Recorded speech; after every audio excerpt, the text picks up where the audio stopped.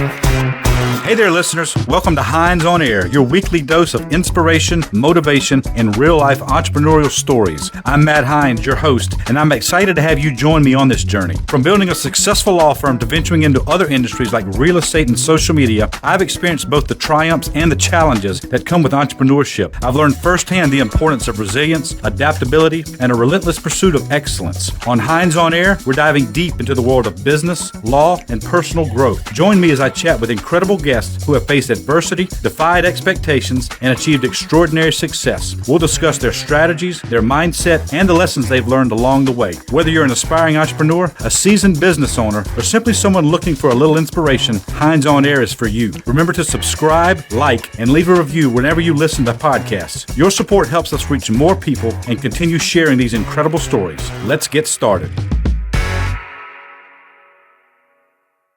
Hey everybody, it is Matt Hines. We are back with another Hines on Air. And today, to me, this is some of the most exciting information that we've presented on because it doesn't just apply to one area or one group. This is for parents, young adults, teenagers, children. Everybody should have this information to be more prepared in life. Because if you're like me, I went to undergrad, I went to graduate school, and 20 years later, I am still making payments on my student loans. Still making payments. So the person we have today, Miss Jeannie Burlowski, she is an expert on how to go to college and graduate school without owing anything. I say that correctly, Jeannie? Without having debt afterwards, correct? Well, I always say that I'm about getting through undergrad debt-free and then reducing the price of your graduate school, medical school, or law school as much as possible. It's pretty hard these days to get through law school completely debt-free, but we can greatly reduce it. Well, even undergraduate, going to college debt-free, it's gotten so expensive. I mean, I'm seeing $30,000, $40,000 a year right now. That is ridiculous. I don't know how it got to that, but that seems to be the way things are these days. Isn't it true that college, in some ways, it's like buying a plane ticket? You can be on a plane and there's somebody sitting beside you that paid $400 for that ticket and you only paid $179 for that ticket. And the whole process is a little mysterious.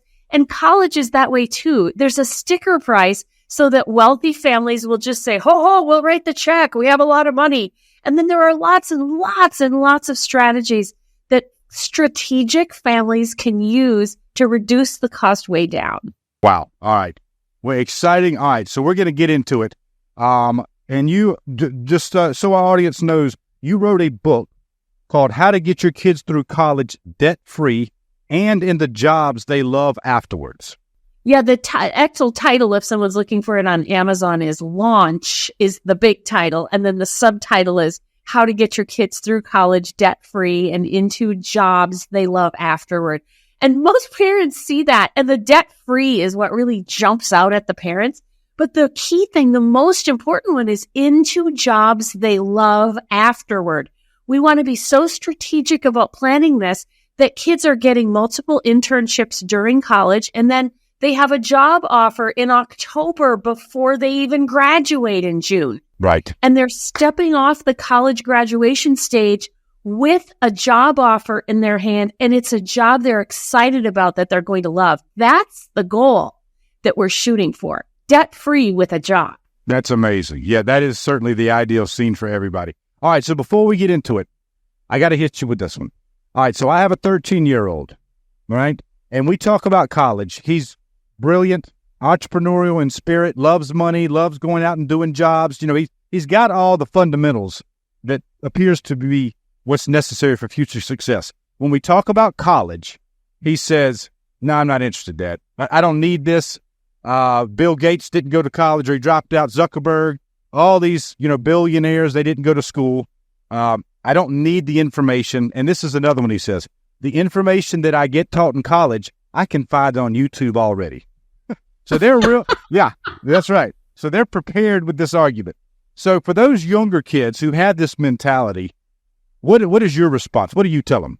This was the first time I ever heard a kid say the information I could get in college is I can find on YouTube for free. That's right. I'm just imagining someone trying to get a finance degree by learning all their math on YouTube. Right. It's just, It's hilarious. But Yeah. you know what? He's part of a generation, isn't he? He is. A lot of kids are thinking this fantasy that I don't have to go to college because there are a few distinguished featured people who dropped out of college in order to found their companies. So here's what we say to those kids. We don't really know at this point what you're really wired for, what you're geared for. The world is so huge and there are so many things a person can do. You could be a CEO of a tech company, or it's also really interesting to be in banking or to be a person who's an engineer and they are creating the technology that we use every day. What we would love to do with you is figure out, how are you wired? How are you built? What would you be amazing at?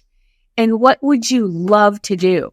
And the way that I prescribe that we do this is we give kids 3 career assessments as soon as they turn 15.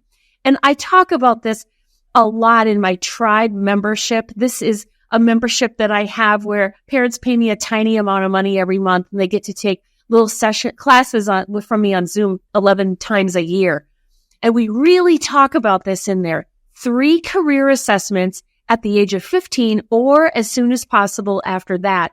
And by doing this, we're able to put vocabulary around who this kid is and what is their personality type and their interests and their strengths and what key careers might they absolutely love. And sometimes a kid who was thinking, I'm going to be the next Bill Gates, they change their mind and they say, actually, I think I'd rather be an MD PhD who specializes in structural biology and its implications for cancer research. And kids are able to figure this out even quite early. And then when they do, then we take a magical next step that really makes them realize what college is for and why it's valuable. And And but what's that? What is that? Right there. Because I will admit, I have a marketing degree. Now, if you'd have come to me, let's say Microsoft would have come to me and was like, great, Matt, you got a marketing degree. Go market this new software product we just created. I'd have been like, you don't know anything after college most of the time. So I'll admit it's not all it's cracked up to be sometimes. Sometimes if you want to be a doctor, you got to have an undergraduate, but I don't know. The practicality and application of it seems to be missing very often. Well, let's talk about that for a second. All right. So if we do some career assessments with a kid, and I'm not talking about the ones that are offered at the high school, those are notoriously low quality, and a kid will be very gifted in science, technology, engineering, and math, and that assessment will come back and say, you should be a bartender, or you should be a lumberjack. And kids just hate those things. But those are not the ones I prescribe. I prescribe the ones that are real gold standard, highest quality research-backed career assessments. And when kids get those back and someone says to them, you know what you would be amazing at? You would be fantastic at this. And the kids are like, wow, that does sound so exciting. I didn't even know that existed for a job. And there was one guy, he did this when he was 15. I happen to know his mother personally. So it was probably 3 years down the line, 4 years down the line. The kid's 20. And I said, how's he doing now that he's in college? And how did those career assessments impact him? And she said, here's what this did for him. The assessor who was interpreting the career assessments said to this kid, you are really a good candidate for this thing that you want to do. You're really going to be good at it. We have data to show that you're going to be good at this. And your idea is a really good idea. And the kid himself told me that when he was in college and things got hard, because things always get hard. Sure. He said those words kept coming back to him over and over again. She said, I'm wired for this. I'm built for this. I'm going to be good at this. I can just push through this difficulty and get where I want to go. And indeed he did. So what we see is that kids who do these career assessments, it's like clarifying a bullseye on a target. And then we've got this bullseye, and then we can take aim and shoot by picking a college program, a college major. Now, the magic sauce, the special secret sauce to this is when a child looks, and they'll do this at age 15 if we can catch them early enough, but even 26 is not too late. They'll look at the career assessment results and start to get excited about a career. And then we have them Google the name of that career and the letters BLS. It stands for Bureau of Labor Statistics. And they'll get, let's say someone decides they want to be a personal injury attorney. All right. So they Google personal injury attorney and the letters BLS, and they get you a beautiful laid out page that explains what this person does, how much money they have the potential to make, how much education is required for that particular job. And lots of information. What's the occupational outlook for that job over the next 5 years, in 10 or 20 years? Are we going to need more of those people? And it's at this point that kids say, well, there's a goal I'd really like to do, and I can see that college is required. Now, even a student who says, I think I could be a brain surgeon with no college. I'm just pretty sure I could learn brain surgery on YouTube and save myself a lot of money.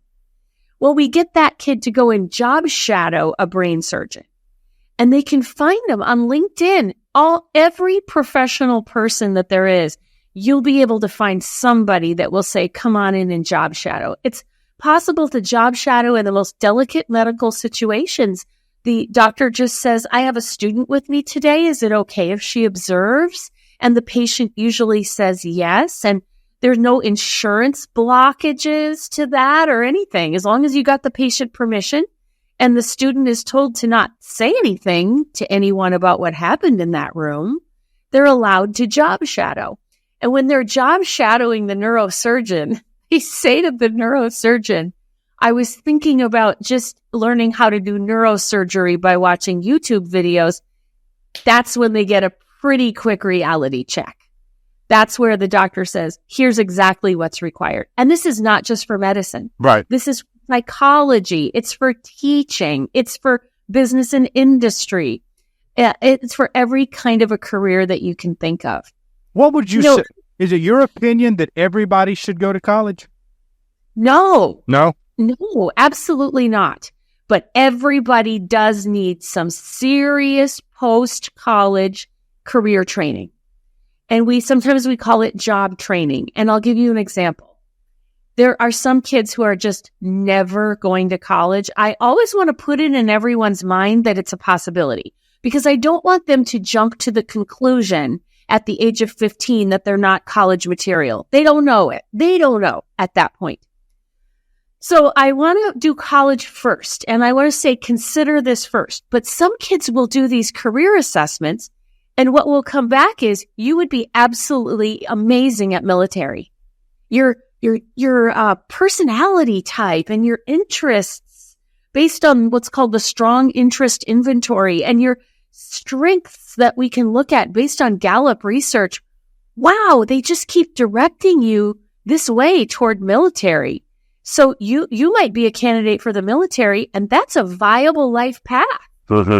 Or sometimes kids do the career assessments and it says, you would be really amazing at construction management, or you would make a great X-ray technician. Anyone who's ever had an ultrasound, because they're looking at your liver, they're looking at a baby in the womb, or they're trying to see if you've got breast cancer.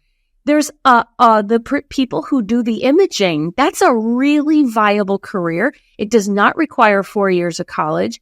It usually requires 2 years of technical school training and then some clinical training. So there are lots of jobs available for people who do minimal training outside of high school, after high school. But there are very, very few well-paying jobs for people who don't want to learn. When would you say, okay, I've heard your argument, child, and I agree, college is not necessary? Would that ever come up? It's a really interesting question. What you're asking me parallels closely with students who say, Mom and Dad, I want to drop out of college and I just want to go out in the working world. We've had some parents who saved and they sacrificed. They even moved from state to state so a child can get in-state tuition at their dream state school. And then the kid says, I want to just drop out and work. Now, if they say that, I want to drop out of work or I want to never go, then we provide the resources for the kid. And I would say to the parents, keep walking through the steps that I prescribe to get that kid toward college, because you just never know if they're going to change their mind once their brain develops a little more. Love it. So it's a lack of brain development, something like that? It's a lack of brain development. Their dorsolateral prefrontal cortex is not completely connected until they're 25. So they're making all these big life decisions with only really half a brain in gear at the time. Now, the question that you asked me was, what if they say, I'm not going? Okay. So then you say, well, you're welcome to live with us here at our house. We're glad to provide free room and board for anyone who's enrolled in a full-time academic or job training program. We're glad to do that. But if you're not enrolled in a full-time academic or job training program, it's okay. You can live here. We'd love to have you. We're just going to ask you to pay fair market rent for a one-bedroom apartment in our city. So if you're in Atlanta, Georgia, you look up what's fair market rent for a one-bedroom apartment, and that's what your child has to pay for room and board. And then you say, but we will expect you to provide your own transportation. It could be a bicycle, or it could be a bus pass, or it could be a car that you buy yourself and you pay for your own gas and oil and insurance. But you have to provide your transportation and you need to pay rent to us. And then watch the child go out with a high school education and watch them try to get a job that will pay that kind of rent and pay for the kind of transportation that they want and pay for the fun that they want to have on Friday night and Saturday night. And you as a parent are just so empathetic and kind and loving. We'd love to have you here. Oh, you seem hungry. Let us make you some dinner. And the kid learns from experience that it's not that easy to go out and get Bill Gates' job. Yeah, that's right. Let me ask you, and we got to get into the more important stuff. I know your book and your techniques and all. I'm curious about this though. I forgot the name of the tax code that it's named afterwards, but it's basically the set aside code where you can put the college tuition money, and by the time they're ready, it's all sitting there for you. Now, what you're thinking of is a 529 college savings plan. 529. And this is usually set up through a financial advisor. If you're going to go to a financial advisor, you always want to make sure they're a fiduciary. They are bound by law to give advice that's the best for you, not advice that just sells what they want to sell. Fiduciary is the key word. Right. So they help you set this up. And essentially what it is you can put bits of money in there from birth all the way through graduate school. And then students can pull that out for qualified educational expenses. And it's hugely tax advantage. Yes. And for people who do want to save for college, that's a vehicle that I strongly recommend. But I have to say this. I'm a person, I am here for people who didn't save any money. I'm not just about telling people to save money in advance, because some people are living paycheck to paycheck and they can't. Right. And their kids deserve to have a great life just as much as anyone else's kids. Okay. Well, this is one strategy I've been hearing about. So you have your 529 set aside. By the time the college is ready, let's say you got 150,000 sitting in there. Yeah.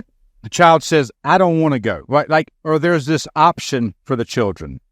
They can use it for college tuition, or if the child has a business idea that they want to start, they can use that money towards the business. That is not true. Well, that is not true. A person thinking that should really go to a financial advisor and say, hey, you're a fiduciary financial advisor. I know you will advise me based on what's best for me. I heard this. Is it true? Well, no. Let's say it's a Roth IRA, though. Let's say it's not controlled by government regulation. Let's say there's a pot of money sitting there. Do you think it's a wrong strategy to allow a child to sort of decide whether to use it towards college or use it to fund his first enterprise? Okay, so If it's in a 529 plan, that's not allowed. Money that's left in a 529 plan after a child has used all that they're going to use out of it can be put in a Roth IRA in the kid's name. And there are certain rules around that. But that's a cool idea, by the way. But you're asking, if you saved up a pot of money, let's say that you had money in your stock portfolio, and you set this aside, I'm going to help my child to, I'm going to help them to open up a business someday. You be darn careful about how you spend that money. And you're constantly vetting their ideas. You're making them write out a business plan. Right. If they want to buy a warehouse, you are right there making sure that they are getting the best deal on the warehouse and they're not getting ripped off. I have someone in my family that invests in his son's businesses, and he's really careful. And these sons have to make an argument to their dad about why they should be able to get some of this money for a warehouse or materials or whatever it is that they need. Now, is that a good idea? Well, I think if you want to make money for yourself, there are some really stable places that you could invest your money. You wouldn't have to necessarily invest in a young entrepreneur. I'm not sure that investing in the business of a child who refused to learn and refused to go to college and is just flying by the seat of their pants, I'm not sure that's going to be a successful business. I would agree to that. Place for your money.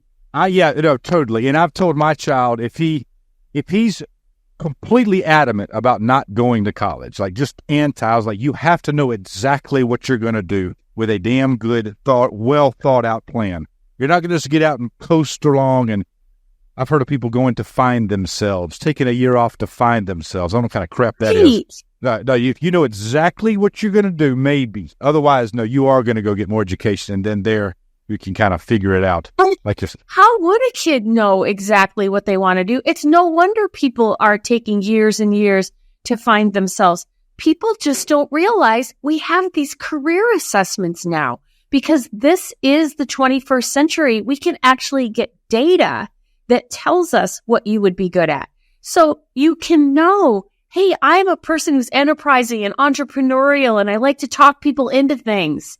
I probably shouldn't be in some job where I have to be alone in a room fixing machines all the time. Yeah. That's probably not where I am. And knowing where you're not a fit is hugely liberating. Sure. Because it can just free you up to follow what you really, really are good at. You can find mentors who are in the field where you want to be someday. Yeah, nice. Yeah, I'll say, just as a side note, college and even grad school is a little disappointing these days. I get the argument from the younger generation that it's not as necessary as we once thought it was. I don't see kids, like I mentioned, I used myself as an example earlier. I would expect a student graduating with a marketing degree to be able to market.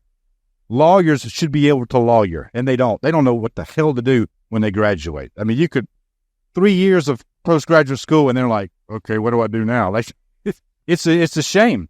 So you would think there'd be more of a practical side to these programs than just the books for a while. And then they have to go out after they graduate and learn how to do it. That to me is disappointing. Yeah, well, let's talk about that a second. Right. You know, the key to a really rock star college degree is at least 3 internships. Yes, and I would agree. Some students just never pursue internships unless their major requires it. Yeah. You know, if you're going to be a nurse, you have to go through clinical training. It's an internship that's required, or you can't get the degree. But what about people who are getting degrees in marketing? Those people, those kids should be going out and getting real internships, not only during the summer, but also during the school year. And that's where the rubber meets the road, and they really learn how to do stuff. That's right. And they learn if they like it. And they learn if they like it. Right. Yeah. Right. And when they interview for real jobs after college is over, they're able to point back to what they accomplished in their internships. I did this project, and I did this, and I did this, and I have these letters of recommendation and these. And this brings me to one of my favorite kinds of college programs in this world is called a co-op college program. Okay. And I'm going to just highlight the one that I'm a huge fan of at Kettering University in Michigan. This is a private school, and what they do is they have kids come onto campus and they live in the dorms and they take discrete math and calculus and they take their heavy duty college classes. And then every single kid is kicked out of the dorm after that semester. And they all go out through the real world and they're in button up shirts and they're working real jobs for real money right in their career field. They're often living in company housing. They travel around with their stuff in plastic totes in the back of their car. And then they rotate back onto the college campus. When they get back onto the college campus, they're doing their classes again. They're in their extracurricular activities. They're over in a lab called the T space where it's got everything you want for building a robot and they're playing in there. And then they rotate off campus again. And they do this school, semester, work, school, work, school, work. And they do that for 5 years and they graduate after 5 years with a 4-year degree and 2.5 years of work experience right in their field. That's brilliant. Not only that, but they earned money during those off semesters so that they could pay their own tuition so their parents didn't have to do it. So they're graduating with very minimal amounts of debt and all this work experience. And their number one, what I find from kids like this, and this is on page 161 to 165 of the book I wrote. If anyone launch how to get your kids through college debt-free and into jobs they love afterward, it's one of my strategies that I recommend. The kids who do this, their hardest task is explaining to future employers. Employer asks, how is it that you are 22 years old and you have a 4-year degree and 2.5 years of work experience right in your field and you are already a firewall engineer? How do we even do the math on that? And then the kid has to explain this about schoolwork. University of Cincinnati is another fantastic one. The kids who go to the University of Cincinnati are able to go out in the real world and work co-op jobs, and they don't even have to leave their dorm room because meaning they don't have to put their stuff in the back of a car and travel because there's so many opportunities right in Cincinnati. That's amazing. To me, that should just be required. Trump talks about, fixing the Department of Education and making changes like that. Should be a change done with all programs. But it's a shame because I look back on some of the colleges and they're not changing because there's a wait list a mile long and they don't have any reason to change. It seems the demand is still there for these normal programs that really don't teach kids. The demand is there. However, colleges in this day and age, and I'm not just talking about 2025 when we're recording this, I'm talking about this whole period of like 2010 to the present day. Colleges are struggling to get enrollment. They try to act like they're fancy Really? and they're competitive, and some are. I mean, there are some top 20 colleges that are incredibly competitive, but there are a lot of really good colleges that are struggling. They are struggling to get enough enrollment to keep the lights on. I'm glad to hear that. That actually makes my day. The market is responding. They need to hold their feet to the fire and make them teach kids. Like these co-op programs you're talking about, those are brilliant. And my dream job would actually be, if someone would pay me to do this, I'd like to go around to colleges and convince them to institute co-op college programs because I think it's absolutely brilliant. And the students I know who've come out of there are so professionally confident. They're recruited for fantastic. They're making $100,000 right out of college because they have all of this work experience. And I'd love to get the message out to more colleges that this is something that can be done. You can follow the pattern at Kettering University or at the University of Cincinnati or one of many other colleges, Drexel in Pennsylvania, that have co-op college programs. So is that what they need to search for parents to search for is co-op colleges? Is that how you... You know what I would recommend? Yeah. I wrote this book, Launch How to Get Your There we Kids go. Go to your book. I'm sorry. Jobs they love afterward. And I have a list of some co-op colleges in there, but I do a really good job of explaining it on pages 161 to 165. And some parents have just handed this to their kid and said, here, read this. And the kid has said, that's what I'm doing. No question. We just eliminated a whole bunch of colleges that don't have practical work experience built in. That's great. All right, everybody. So if you're listening, check out the book, Launch, How to Get Your Kids Through College Debt-Free and into Jobs They They love afterward, pages 161 to 165. That is fantastic. And also, everybody, if you're listening, I'd love for you to comment. Tell us what you think. Are you for or against college? Do you like the way it's run now? Are you demanding change? What do you disagree with or agree with based on what you've heard in our conversation? It's a hot topic, and I believe there's real change that is needed, and it sounds like it is evolving some, but not fast enough, in my opinion. All right, so let's jump to something. So the reason we started this off was to help families discover the secrets on how to go to college debt-free. So what would you recommend to everybody, Jeannie?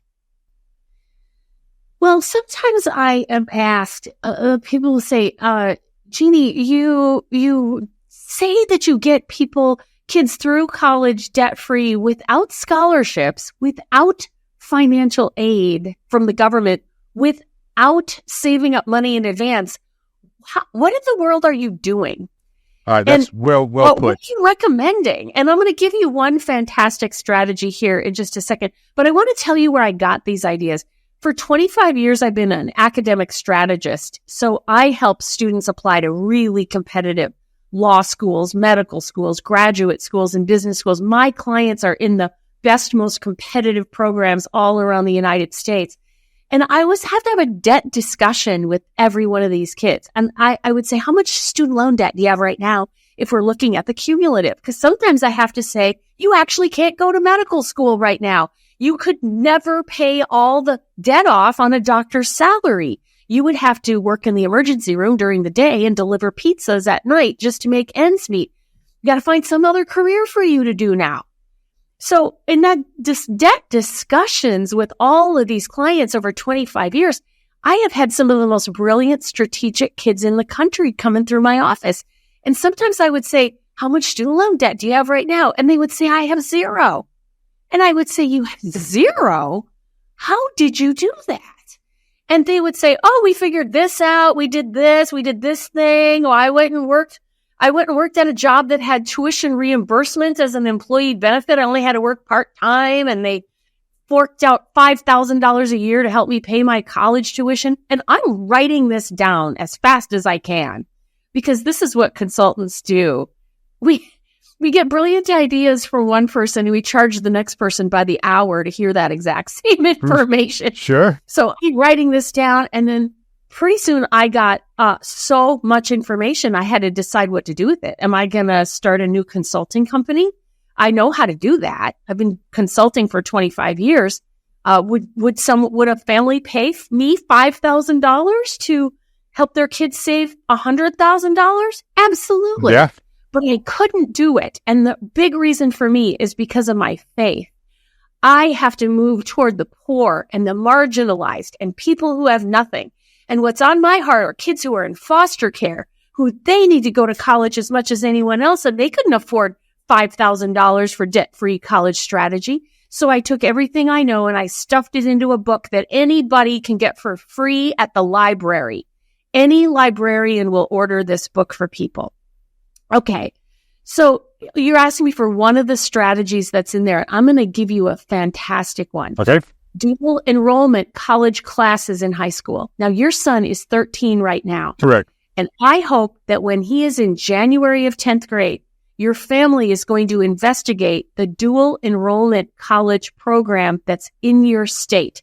And the way you start with this is you just Google the name of your state and the words dual enrollment, or sometimes it's called concurrent enrollment. And you'll get to your state's Department of Education website, and it'll tell you what the rules are for your particular state. And I'll give you an example. I'll give you just a Minnesota example. So, and this is repeated 37 states nationwide. And any state that doesn't have this, legislatures need to be lobbied. So this is available for every kid in the United States. So you know how kids have to take certain classes in high school, right? They've got to take English. They have to take math. They have to take some kind of history class. A student can be allowed to go down the street to the community college or the four-year college near their school. And they can either physically go or they can go online, and they can take real college classes for real college credit. And it counts for high school credit and college credit at the same time. And the state pays the entire bill. I was about to say, fees, tuition, everything. So some kids who have maxed this out have walked across the stage at their high school graduation with 2 years of college completely done at state expense. Wow. And so then they go off to college and they live in the dorms. They get a call from the registrar the first week they're at school. And it says, you're actually a junior in college right now. So just want to make sure that when you register, don't register with all your little freshman friends. You're going to get to register 4 days earlier because you're a junior and you're going to get to sweep up all the best classes that you want right away. And if you ever hear a family say, Jeannie Burlowski helped us get our kid all the way through 4 years of a very good school by age 20, and then she went straight to her dream job at Disney, dual enrollment is almost always a part of that story. That's brilliant. It's so simply brilliant too, because I know there's college credit and you can do that kind of stuff in high school. It's like, line it up, get it done. And let's get it done. Let's knock it out. That's right. People who take too long going to college, they waste years of their full-time income are lost. Their retirement savings are stunted. Once a person understands the concept of compound interest and how the money that you invest at age 20 or before, how that just explodes as it compounds and compounds as the years go by. Man, you just don't want to waste any time. But what's interesting, Matt, is that parents have questions about this. They wonder, this is radical. Is this safe? Could this keep my kid out of medical school? Could this somehow damage my child psychologically if they're taking college classes and they're only 16 years old? And this is where people really need an expert to guide them, because I'm able to offer reassurance and help and logical reasons why this makes perfect sense. So what a lot of parents do is they get some 10-minute training from me at my website, which is debtfreecollege.us. And right in there, I will invite parents to sign up for my free weekly email newsletter. It comes out every other week during the summer. And in it, I guide parents of students ages 12 to 26. They are reading this to keep debt-free college at the top of their minds as their kids are growing up. And this way, I'm able to tell parents, hey, guess what? It's May of 9th grade right now for your kid. There are some key things you need to think about right now between May and December of this year, between May of 9th grade and December of 10th grade, that are going to vastly impact how much financial aid you get for college. And because you're following me, I'm going to be able to tell you, you got to take care of this right now and go to a financial advisor and ask these 3 questions and get this lined up. And that all happens. All the directions are in my free weekly email newsletter, and people sign up for it here. Debtfreecollege.us. Debtfreecollege.us. Beautiful. All right. Well, something you said piqued my interest, because if I was a medical or med school and I was reviewing 2 students, one took most of his credits in high school, one did the full 4 years in college. To me, I don't know. That does look, is it not creating some sort of a deficit or something if you only did 2 years of college, or no? I've spent 25 years getting in students into the most competitive medical schools, MD, PhD programs. And I can tell you that medical schools take a holistic approach. Yeah. So they're looking at the whole big picture. And there's a personal statement that students have to write. It's a whole series of essays, but the main one is an essay that's 5,300 characters. And in that spot, students have to explain why they and not 20 other students equally as well qualified should have that spot in medical school. And I specialize in helping people make a flawlessly well-reasoned argument in that space. So people who read it are going, oh my gosh, this makes absolutely perfect sense. I don't even have a question this person should be in this medical school or this law school or this PhD program. So you're saying make that essay so beautiful that it just overshadows overshadows everything. Okay. But that essay is where we make the strongest argument that we possibly can. So we're going to have one paragraph in that essay where we talk about academic capability. Now, you're a lawyer. You're doing this every day. We can take that dual enrollment program and we could spin it to the negative, and we could say, oh, I as a person I only spent 2 years in actual college. I was in fake college when I was in high school. I'm not going to let anybody do that. Right. The people that I help that have been through dual enrollment, we play that up. Look how hard I worked. Look how brilliant I am. Better. I did half my college in high school. I'm genius, right? Well, we play it up by saying, I am such a high achiever. I am such a go-getter. Right. But on the day I graduated from high school, I already had 60 college credits. You're and right. People are like, that does sound. Oh my gosh. That's who Doogie does that? Howser impressive stuff, right? Like, wow. Yeah. All we do is when we're writing these essays for medical school or grad school, we only hit the high points of the most important things, the biggest, most impressive things. And if there's something that the medical school is going to find out about, it's glaring, we have to explain it. Like I once had a client had a 2.9 grade point average and she wanted to go to medical school. And other people had told her advisors at Emory told her, oh, you can't not go to medical school. We've got people here with a 3.8 and they couldn't get in. Right. And she actually said to me, are you not going to accept me as a client because I have such a low GPA? And I said, why would I not accept you? You're nothing but a happy challenge to me. And we made an argument that she was highly academically capable despite that 2.9. She got into med school on her first try, top 20 med school. She went through in the top 5% of her class, and she is an internal medicine doctor today.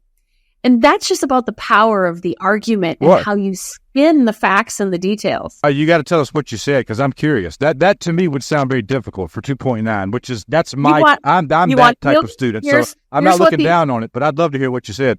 Here's what the argument was. So the essay is like, imagine one page single spaced. Yeah. And I don't let her talk about this in the top. We're spending the top 3/4 of the essay talking about her fantastic volunteer work and her amazing job experiences she had in the medical field. We're talking about other things.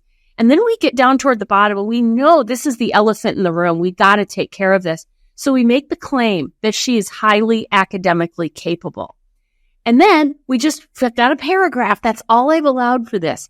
And so we pack in as many details as we can about her academic capability right there in that paragraph. We've just made the claim. Now we're providing evidence.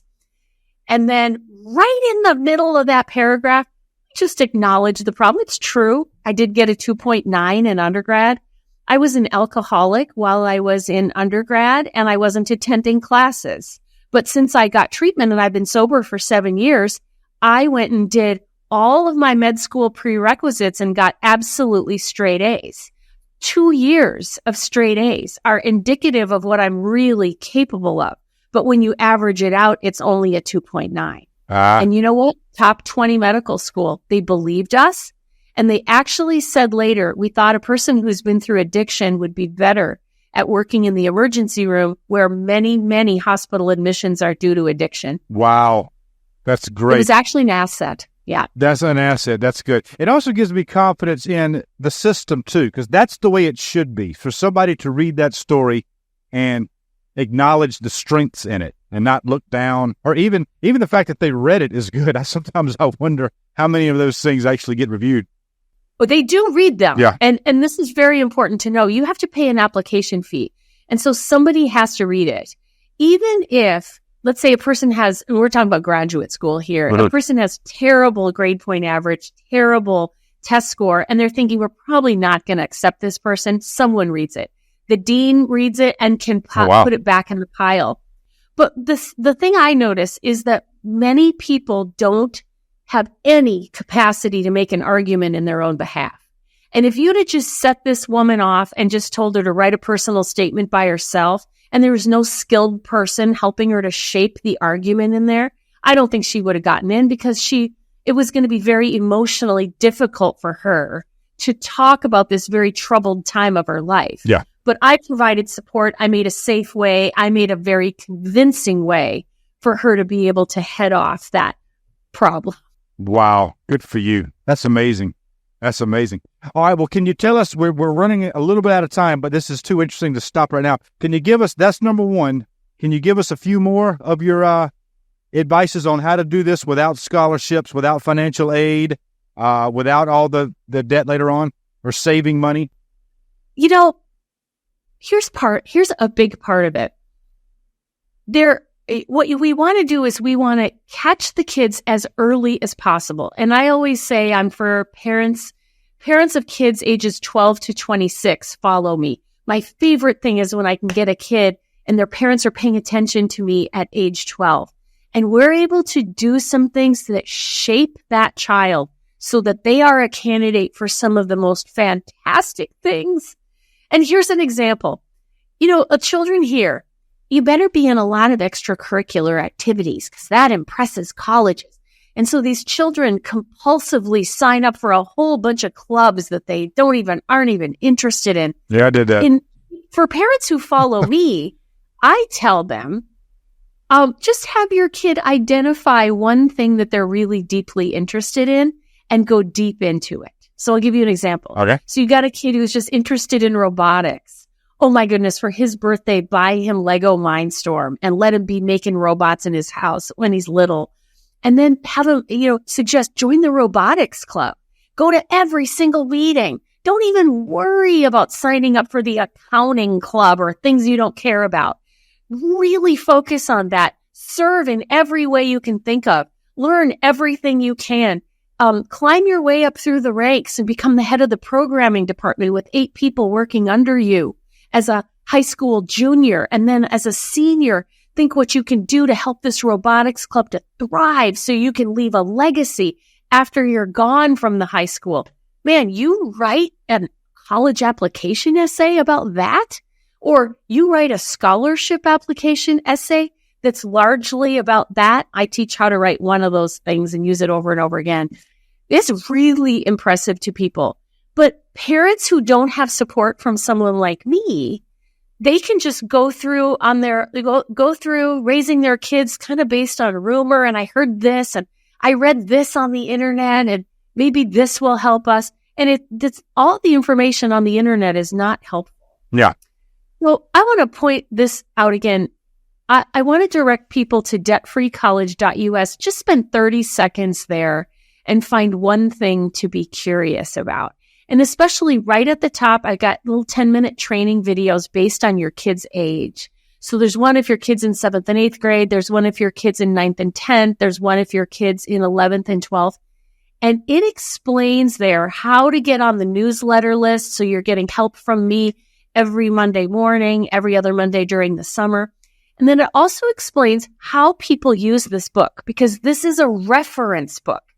Nobody reads it cover to cover. Instead, it's organized according to your kid's current month and year in school. So you just jump straight to the chapter that is, if your kid's right now and you're listening to this and your kid's in May of 11th grade, you jump right to that chapter and it says, here's what to do and think about right now. And then every chapter is very kindly written. So it says, if you can't do this stuff, that's okay. Nobody does everything I say. Just take what works for your family and either modify or discard the rest. So people who are walking through the steps in here, reading a chapter every 3 months as their kids are growing up, they don't miss the dual enrollment opportunity because they read a chapter on it. Mm-hmm. And they're able to walk into the school and say, you may be keeping dual enrollment quiet here at this high school, but we want to sign up for it because we know all the details about it. How do we search? It's here. All right, debtfreecollege.us. To know about the dual enrollment, is that like a state-sponsored or done thing? Like, I'm in Georgia. Would I look and see, does Georgia do this? Or would I look at the school itself and see if it does it? Like, how do you know if your area is participating in that? The thing I recommend is that parents Google the name of their state and the words dual enrollment, or sometimes it's called concurrent enrollment. Okay. And you'll get straight to your Department of Education website, and they'll tell you whether the state will pay for it, whether students are allowed to do it, Illinois and Wisconsin do not allow it. We need to lobby some state legislatures. Georgia does allow it. And I'll give you an example. For 11th grade and 12th graders in Georgia, they're eligible to enroll in any dual enrollment courses listed in the course directory at a participating institution. They can enroll in courses within the university system of Georgia, the technical college system of Georgia, or many private colleges. And I see that what I'm quoting is coming from a link called Georgia Futures. But anyone can find it by Googling the name of the state and the words dual enrollment or concurrent enrollment. Or people who are following the steps in the book I wrote will get a chapter where I talk about it. I talk about how wonderful it is. I dispel all the parent worries and fears about it. Are you people watching this on video? I'm holding up on my phone. It'll be on video and on audio, so they'll see this. Okay. Yeah. So some people are watching this on video. There you go. That's better. That's good. There was a reflection on it that was keeping the title out. So dual enrollment. Okay. I see it. I'm right now holding up on my phone the Georgia page about dual enrollment. Okay, perfect. But everyone listening, this is a national show, so people are listening from all across the country. That's right. And can I say one thing, because I know we're wrapping up? No, go for it. Matt, you are a personal injury attorney, and you are seeing families that are at some of the most devastating points in life. They've been injured in a car accident, or they've been injured at work. And one thing I know about you is that you have great compassion for these people that are going through devastating times of life. And, it's one thing just dad gets a settlement. That's wonderful if he was hurt. But we also care about the whole family. We care about the kids being able to glide straight through debt-free college and into jobs they love afterward, even if there's been upset and trauma in the family. So I'm so thankful that you had me on here today to talk about this. Not every attorney is going out of their way to take care of their people the way you are. Well, I appreciate it, Jeannie. And you're right. When finances aren't going well, or when the bills are high, or when you can't work because of an injury, whatever, it makes life miserable. Money isn't everything, and that's true. But when you don't have it or you're struggling, it can hurt the marriage. It can hurt just the enjoyment in life altogether. So having better control over finances is certainly something we all need help with. So whether it's me helping from the attorney perspective, making people are paid when they're injured, or you teaching people finances so that they have better control over tuition, their future, everything, certainly we're both providing a good service. So thank you as well. Thank you. Yes, ma'am. And listen, everybody, this has been excellent information, and I hope everybody takes advantage of it, because it's something that can change your life. Like I said, 20 years out of school, and I'm still paying student loans. Part of that's because I'm slack. Part of it's because it's a lot of money. But I encourage everybody. The book is Launch: How to Get Your Kids Through College Debt-Free and Into Jobs They Love Afterward. Also, take advantage of Jeannie's website, debtfreecollege.us. Great information. You said some instructional videos and everything on there, Jeannie? Yeah, especially the very first step for every family is to watch one free, fast 10-minute video based on the age of your kid, and it's big red box right at the top of this website, debtfreecollege.us. All right. Well, fantastic. Well, Jeannie, thank you very much for joining us. Oh, it's so good to be here. I'd love to be a part of the mission of people who are doing good for the world. So thank you. There you go. Thank you. And thanks everybody else for joining us. Remember, we would love to hear your comments. So please let us know what you think. Does college need to change? Whatever issue we discuss, I would love to hear your comments. So leave us a comment, share this link, and subscribe below. And we look forward to seeing you on the next Hines on Air. Hines on Air is for you. Remember to subscribe, like, and leave a review whenever you listen to podcasts. Your support helps us reach more people and continue sharing these incredible stories.